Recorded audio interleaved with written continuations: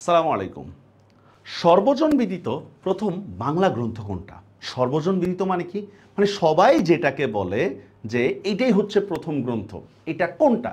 তো দেখেন অপশনগুলো কি কি? চর্যাপদ, মেঘনাদ বধ, শ্রীকৃষ্ণ কীর্ত, বাংলাপিডিয়া।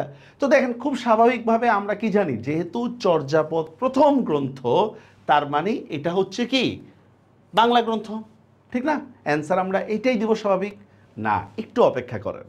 এখানে বলা হচ্ছে সর্বজন বিদিত।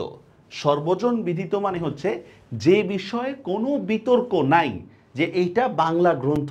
এমন গ্রন্থ কোনটা? আপনাদের নিশ্চয়ই মনে আছে চর্যাপদের ব্যাপারে বলা হয়েছে, এটা সান্ধ্য ভাষার কথা বলা হয়েছে, আরও হাবিজাবি কত থিওরি আছে। তার মানে চর্যাপদের ভাষা নিয়ে কিন্তু বিতর্ক আছে যে এটা কি বাংলার ভাষা নাকি বাংলা ভাষার না।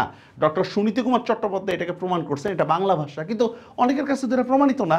এই জন্য এটা সর্বজন বিদিত না। অ্যান্সারটা হবে সর্বজন বিদিত প্রথম বাংলা গ্রন্থের নাম হচ্ছে শ্রীকৃষ্ণ কীর্তন। বুঝা গেছে বিষয়টা? কারণ এই সর্বজন বিদিত শব্দটা দিয়ে হচ্ছে আমার অপশনটা কিন্তু পরিবর্তন করে দিছে। এবার সেম টাইপের একটা কোশ্চেন আপনাদেরকে দেখেন, প্রাচীনতম বাংলা মহাকাব্য কোনটা?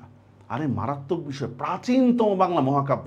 পরীক্ষার হলের মধ্যে এরকম দুই একটা কন্ডিশন উল্লেখ করে পুরা কোশ্চেনটাকে চেঞ্জ করে ফেলা হয়।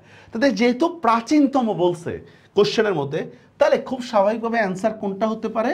চর্যাপদ। কারণ আমরা জানি চর্যাপদই কি প্রাচীন গ্রন্থ। আরে না, আস্তে, এখনই না।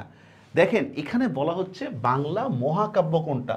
তো আমরা জানি বাংলা মহাকাব্যের জনককে? মধুধা, মানে মধুসূদন দত্ত। তো মধুসূদন দত্ত যেটা লিখবে এটাই তো বাংলা প্রাচীনতম বলেন, আধুনিকতম বলেন, মধ্যতম বলেন, সেটাই তো বাংলা প্রথম গ্রন্থ, ঠিক না? তাহলে অ্যান্সার কোনটা হবে ভাই? অ্যান্সার হবে হচ্ছে মেঘনাদ বধ। আমার চর্যাপদ অ্যান্সার না, অ্যান্সার হচ্ছে মেঘনাদ বধ। তো পরীক্ষার হলের মধ্যে আমাকে এরকম দুই একটা শর্ত এক্সট্রা উল্লেখ করে পুরো উত্তরটা কিন্তু চেঞ্জ করে দিতে পারে। খুব কঠিন কিছু না, আমাকে মানে হচ্ছে ঠান্ডা মাথায় কোশ্চেনটা পড়তে হবে, অ্যান্সার করতে হবে, ফুল মার্কস দিয়ে বাসায় চলে আসতে হবে।